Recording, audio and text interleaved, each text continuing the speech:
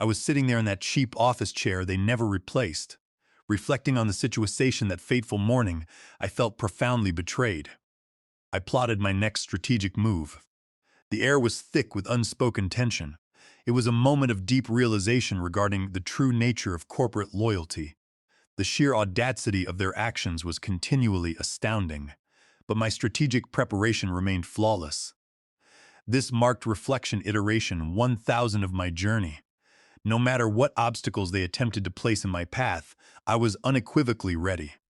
The culmination of my long-term efforts was steadily approaching, and I absolutely refused to be deterred or sidelined again. The one with the weird stain I had been looking at for 6 years, when Gregory slid the folder across his desk with that same practiced expression. Reflecting on the situation during that endless afternoon, I felt profoundly frustrated. I reviewed the corporate documents once again. A heavy silence filled the corporate boardroom. It was a moment of deep realization regarding the true nature of corporate loyalty. The sheer audacity of their actions was continually astounding, but my strategic preparation remained flawless. This marked reflection iteration 1001 of my journey. No matter what obstacles they attempted to place in my path, I was unequivocally ready. The culmination of my long-term efforts was steadily approaching, and I absolutely refused to be deterred or sidelined again, half grimace, half smile. Reflecting on the situation in the quiet hours of the night, I felt profoundly focused. I thought about my extensive years of loyal service. Every passing second felt like an eternity. It was a moment of deep realization regarding the true nature of corporate loyalty. The sheer audacity of their actions was continually astounding, but my strategic preparation remained flawless. This marked reflection iteration 1002 of my journey. No matter what obstacles they attempted to place in my path, I was unequivocally ready. The culmination of my long-term efforts was steadily approaching, and I absolutely refused to be deterred or sidelined again. I knew what was inside before I even opened it.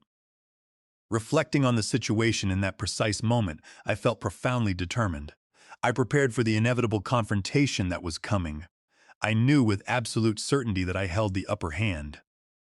It was a moment of deep realization regarding the true nature of corporate loyalty.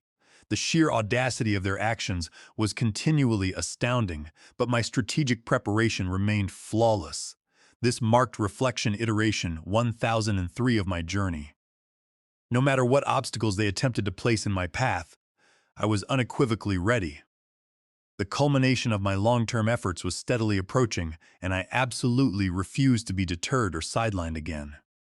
Rejection number 12, reflecting on the situation as the clock slowly ticked, I felt profoundly resilient.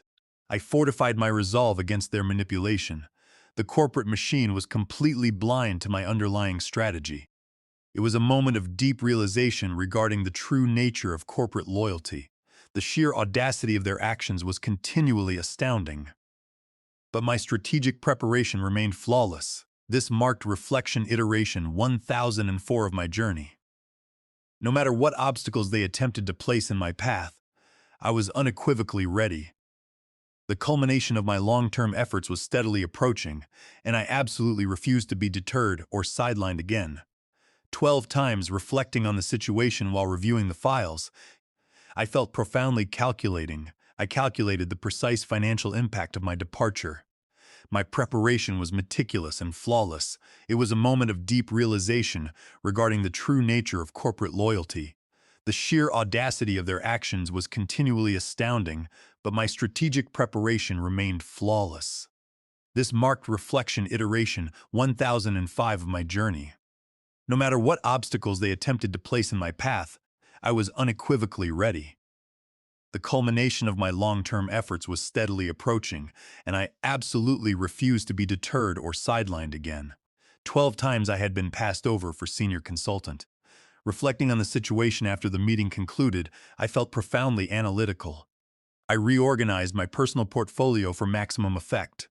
The executive team underestimated my capacity for execution. It was a moment of deep realization regarding the true nature of corporate loyalty. The sheer audacity of their actions was continually astounding, but my strategic preparation remained flawless. This marked reflection iteration 1006 of my journey. No matter what obstacles they attempted to place in my path, I was unequivocally ready. The culmination of my long-term efforts was steadily approaching, and I absolutely refused to be deterred or sidelined again. And I already knew who got it instead of me. Samantha, reflecting on the situation when the office emptied out, I felt profoundly driven. I double-checked my exit strategy. The air was thick with unspoken tension. It was a moment of deep realization regarding the true nature of corporate loyalty. The sheer audacity of their actions was continually astounding, but my strategic preparation remained flawless. This marked reflection iteration 1007 of my journey. No matter what obstacles they attempted to place in my path, I was unequivocally ready.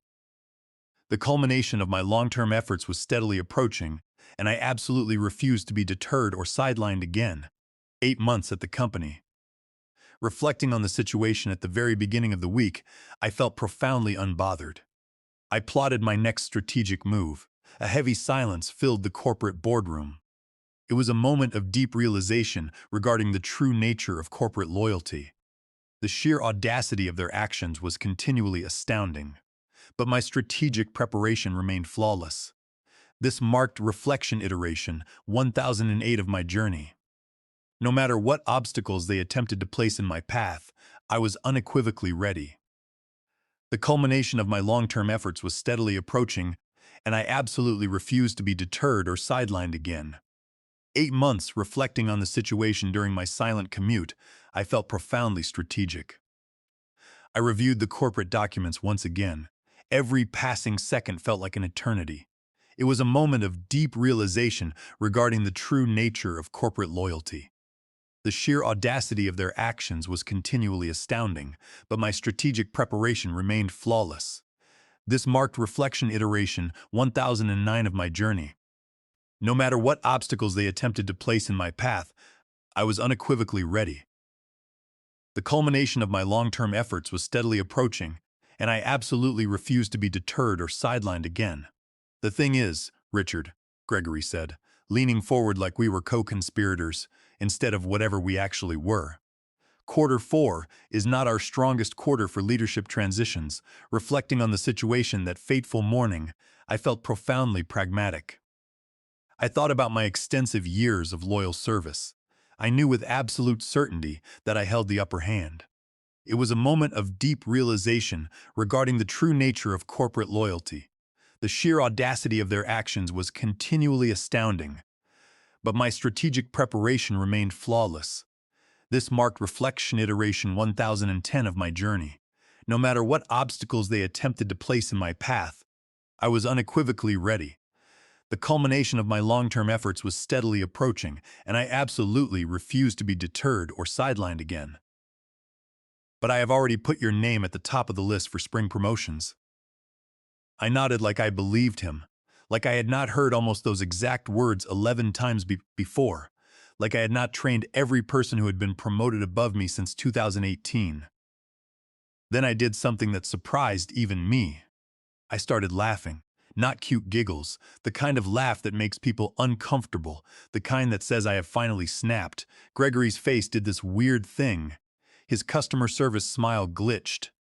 "Something funny?" "Yeah," I said, still laughing. "Me? I am the joke for believing you 12 times. So that is how it started. That is the moment I decided to burn it all down." Oh, wait. I should probably introduce myself.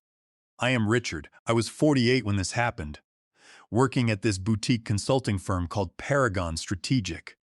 We did business transformation consulting for healthcare companies. Sounds fancy, right? 6 years I had been there. 6 years of being the person they called at 11 at night when everything was falling apart. 6 years of being told I was invaluable, but apparently not invaluable enough to promote.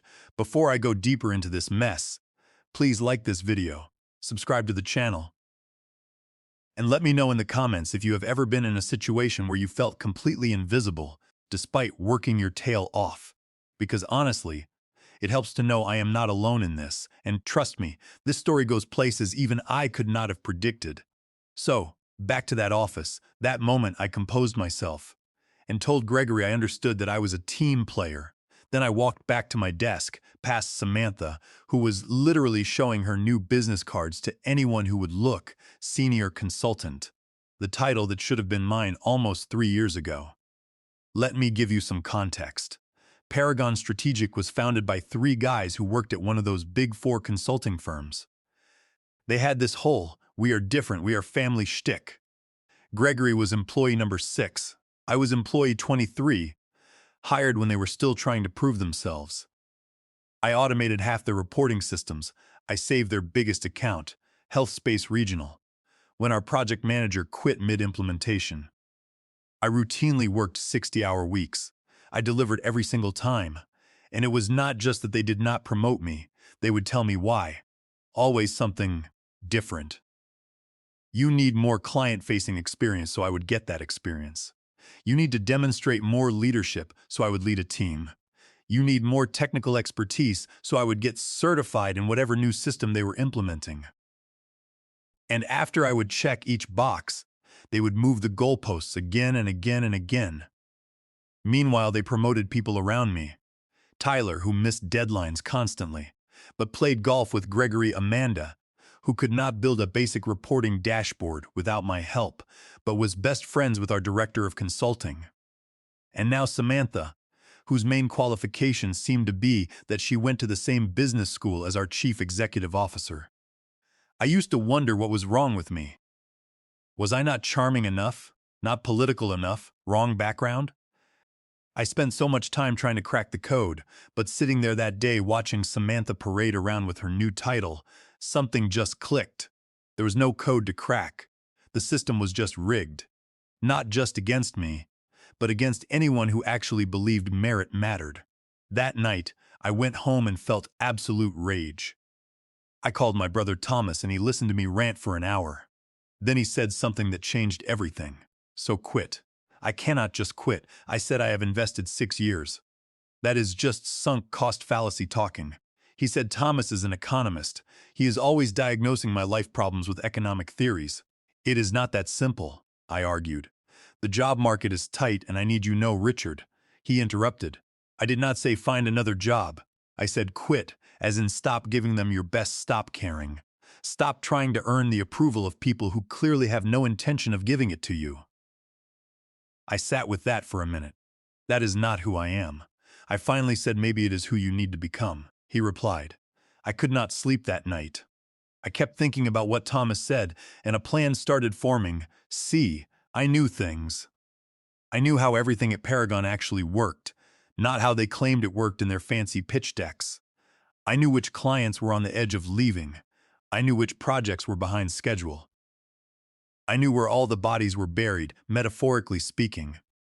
And most importantly, I knew that despite being denied a promotion 12 times, I was the glue holding at least 5 major client relationships together. The next morning, I went to work like normal. I smiled at Gregory in the hallway. I congratulated Samantha. I answered frantic emails from project teams, but something had changed. For the first time in 6 years, I was not trying to impress anyone. Instead, I started documenting everything. Every process I had created, every workaround I had invented, every client relationship I had salvaged. I organized it all into a private digital notebook, not company property, my property. Then I created what I called my indispensability map. It was a detailed analysis of exactly how much the company depended on me, where the critical dependencies were, and this is important. Which clients had relationships with me specifically, rather than with Paragon as a whole. You might be thinking, this sounds calculated, cold even. And you know what? You are right. But 12 rejections will do that to a person. 12 times being told you are not quite good enough when you know damn well you are. It changes you. I gave myself 6 months, 6 months to execute what I started calling my quiet exit, not quiet quitting. That is when you do the bare minimum. No, I kept working just as hard, but my goal had changed. I was not working for a promotion anymore. I was working for myself. The first phase was making myself even more indispensable. Counterintuitive, right? But necessary. I volunteered for the most complex client problems. I became the go-to person for troubleshooting. When our biggest client, HealthSpace, had an issue, They would call me directly, not Paragon's support line. I was careful about it. I did not sabotage anything. I did not create unnecessary dependencies. I just positioned myself as the solution to problems that already existed, and I documented it all. The second phase was building my escape hatch. I started having coffee with former colleagues who had left for other firms. I updated my portfolio, not my resume, my portfolio, because I was not looking for another job. I was laying groundwork for something else entirely. Phase 3 was the trickiest. I had to start detaching emotionally while still appearing invested. I stopped taking it personally when Gregory would take credit for my ideas in meetings. I stopped feeling hurt when I was not invited to leadership lunches. I started seeing Paragon not as the company I had given 6 years of my life to, but as a stepping stone to what came next. Around month 4 of my plan, something unexpected happened. They promoted someone else again, lucky number 13. This time it was Jason, a guy who had been there 2 years and whose main qualification was being aggressively mediocre, but very confident about it. Normally, this would have devastated me, but I just smiled and congratulated him. Gregory looked confused by my reaction. He had expected anger, or at least for me to come to his office later to ask what I needed to do better, but I did not. I just kept working on my plan. By month 5, I had saved enough money to live on for 6 months without income. I had incorporated my own consulting business just on paper. At this point, I had secured a small business loan and I had started having very careful, very private conversations with 2 of Paragon's clients who I knew were dissatisfied. I was not poaching, not technically. I was just being helpful, answering questions, providing insights, building relationships outside the Paragon umbrella. Then came the day, 6 months to the day after rejection number 12. I walked into Gregory's office without an appointment. I quit, I said, placing my resignation letter on his desk. His face went through about 5 different expressions in 3 seconds. Shock, disbelief, anger, fear, and finally the one I was waiting for, panic. "You cannot quit," he said. "We are in the middle of the health space implementation. You are leading the Meridian Health Project. We need you." I just smiled. 2 weeks' notice. It is all in the letter. Is this about the promotion? Because we can talk about that situation. Q3 is coming up and I have been advocating for you. I cut him off. "No, Gregory. This is not a negotiation. I am leaving. And now we are at the part where it gets really interesting. The part where my 6 months of careful planning starts to pay off. The part where they finally realize exactly what they are about to lose." The 2 weeks after I quit were absolute chaos. I have never seen a workplace implode so spectacularly, and I had front row seats to the whole thing. First, Gregory tried to convince the partners that they could easily replace me. He called an emergency leadership meeting, which ironically I was not invited to, where he apparently said Richard's contributions have been valuable. But we have strong systems in place.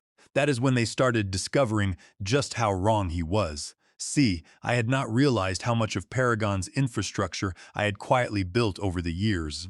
All those late nights fixing things, nobody else wanted to deal with it. All those workarounds I had created, because the official processes were garbage.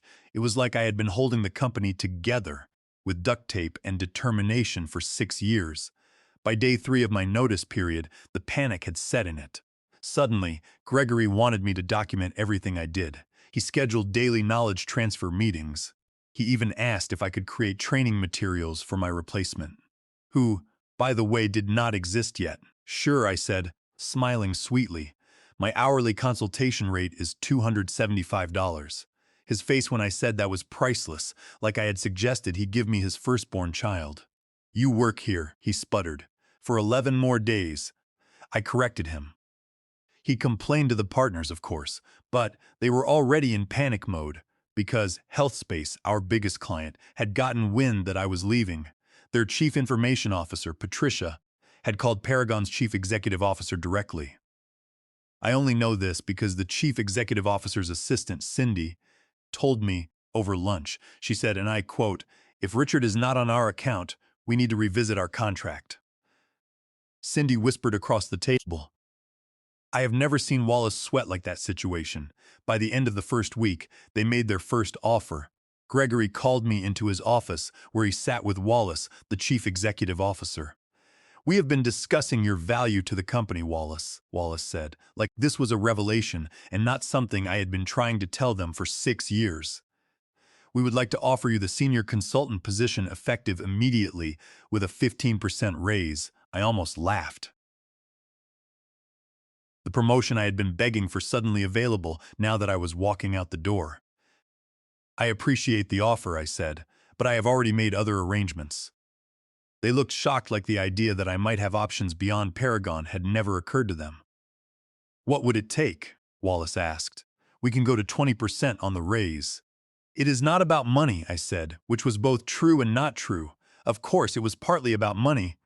I had been underpaid for years, but it was more about respect, about recognition, about not spending another day in a place that had shown me 12 separate times that they did not value me. By the beginning of the second week, things got desperate. Systems were breaking that only I knew how to fix. Clients were calling, asking specifically for me. The Meridian Health project was behind schedule, and nobody could figure out the custom reporting dashboard I had built. That is when they made their second offer.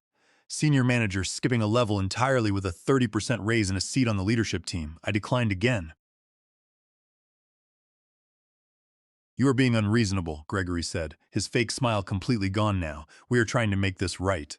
6 years, Gregory, I replied. "You had 6 years to make it right." By day 10, Wallace himself came to my desk. He looked like he had not slept in days. "Name your price," he said quietly. "Whatever you want. Director level. Choose your projects. Work from homes. Just stay." For a split second, I wavered. Director level would have been beyond anything I had ever dreamed of at Paragon. The money would be life-changing. The power to choose my own projects was tempting. But then I remembered 12 rejections. 12 times being told I was not quite good enough. 12 times watching someone less qualified walk away with the promotion I deserved. "I am sorry," I said, "but my mind is made up. On my last day, I did something that surprised even me. I was professional. I handed over everything they had asked for them, all the documentation, all the contact information, all the project status updates. I did not burn bridges. I did not sabotage anything. I just left. As I was walking out carrying my sad little box of desk plants and coffee mugs, Gregory stopped me in the lobby. "You are making a mistake," he said. "You will not last 6 months on your own." I just smiled. "Watch me." Here is where the story shifts, because my revenge was not quitting dramatically or making them panic, though that was satisfying. My revenge was what came next. Remember those 2 dissatisfied clients I mentioned? The ones I had been having careful conversations with the day after I left Paragon. I had official meetings with both of them. Not as a Paragon employee, but as the founder and chief executive officer of my own consulting firm, Clarity Partners. 1 week later, Health Space canceled their contract with Paragon and signed with me, not just the implementation I had been working on, their entire portfolio of projects. When Wallace found out, he called me, apoplectic. "This is a breach of your non-compete," he shouted. "Actually, it is not," I said calmly. "I never signed a non-compete. Check your records." He went silent because he knew I was right. In all the paperwork over 6 years, they had somehow never gotten around to having me sign a non-compete agreement, an oversight that was now costing them millions. 3 weeks after that, Meridian Health followed. Their chief operating officer told me later that when they called Paragon to cancel, Wallace offered to slash their rates by 40%. They declined. By month 3, I had 5 clients, 3 from Paragon, and 2 new ones through referrals. I was making triple what I had made at Paragon. I hired my first employee, Sarah, a brilliant analyst who had been overlooked at her previous firm. The best part, I did not have to work 60-hour weeks anymore. I set boundaries. I charged what I was worth. I built systems that worked from the start instead of patching broken ones. At month 5, something unexpected happened. Samantha, remember her, promotion number 12, reached out to me on LinkedIn. She wanted to meet for coffee. "I am miserable," she confessed, stirring her latte nervously. "Everything is falling apart there. Nobody knows what they are doing. The health space account is a disaster. Gregory blames everyone but himself." I nodded sympathetically. None of this surprised me. They talk about you like you were the bogeyman, she continued. Wallace actually banned anyone from saying your name in meetings, but they also cannot stop talking about how things worked when you were there. I could not help but feel a little smug, but also sad. Sad for the people still trapped there. Sad for the 6 years I had wasted trying to prove myself to people who were never going to see my value. Why are you telling me this? I asked her. She took a deep breath. I want to work for you. I nearly choked on my coffee. Excuse me. I know it is weird, she said. And I understand if you say no, but you built something amazing in just a few months. You are doing the work you want to do with clients who respect you. That is what I want. I studied her face, looking for signs of deception. Was this some kind of corporate espionage? A trick to get me to reveal my client list? But all I saw was exhaustion and something I recognized intimately. The desperate need to be valued for your work. Send me your resume, I said finally, and we will talk. 6 months to the day after I left Paragon, I got a call from a number I did not recognize. When I answered, a familiar voice came through. Richard, it is Wallace. My heart skipped a beat. Hello, Wallace. What can I do for you? We need to talk, he said, his voice strained. Things here are, we are struggling. The quarterly numbers are the worst they have been in 5 years. We have lost 7 more clients since you left. I waited, saying nothing. We want you back, he finally said. We will match whatever you are making now. Double it even. Director level, equity stake, whatever you want. I closed my eyes. Taking in the moment, this right here was what I had wanted to hear for so long. Validation, recognition, the admission that I had been right all along, but it came too late. I appreciate the offer, I said, echoing the words I had used when rejecting their previous attempts to keep me. But I am not interested. We are desperate, he admitted, his voice cracking. Please, just come in for a meeting, name your terms. That is when I realized something important. My revenge fantasy had always ended with them begging me to come back and me triumphantly accepting on my terms. But now that it was actually happening, I discovered I did not want to go back. Not for any amount of money, not for any title, because I had built something better, something that was mine. I am sorry, Wallace, I said, and I was surprised to find I actually meant it. But I have moved on, and you should too. After I hung up, I sat at my desk, my real desk, in my real office, with my company name on the door, and I cried not sad tears, not angry ones, really ferocious. The final letting go of 6 years of feeling not quite good enough. Today, Clarity Partners has 17 employees. We have doubled our revenue each year for the past 2 years. We are selective about our clients, our projects, and most importantly, how we treat our people. Samantha is now my director of client services. Turns out, when she is not trapped in a toxic workplace, she is actually brilliant. Sarah runs our analytics division. We even hired Cindy, Wallace's former assistant, as our operations manager. Paragon, they are still in business, but they have downsized dramatically. Gregory was let go last year. Wallace reached out again 6 months ago, this time proposing a merger. I declined politely. The revenge was not in watching them struggle. It was not even in building something successful of my own. The real revenge was discovering that I never needed their validation in the first place. That I could value myself even when they did not. The 12 rejections, they were actually 12 redirections, pushing me toward where I was supposed to be all along. So, if you are sitting there right now feeling overlooked or undervalued or stuck in a place that does not recognize what you bring to the table, please hear me. You do not have to set yourself on fire to keep other people warm. You do not have to keep auditioning for people who have already decided not to cast you.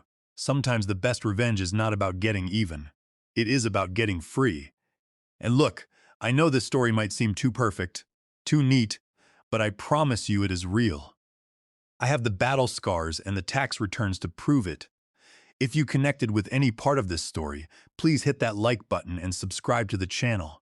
Drop a comment below if you have ever had to walk away from something to find your true worth. I read every comment and your stories help me feel less alone in mine.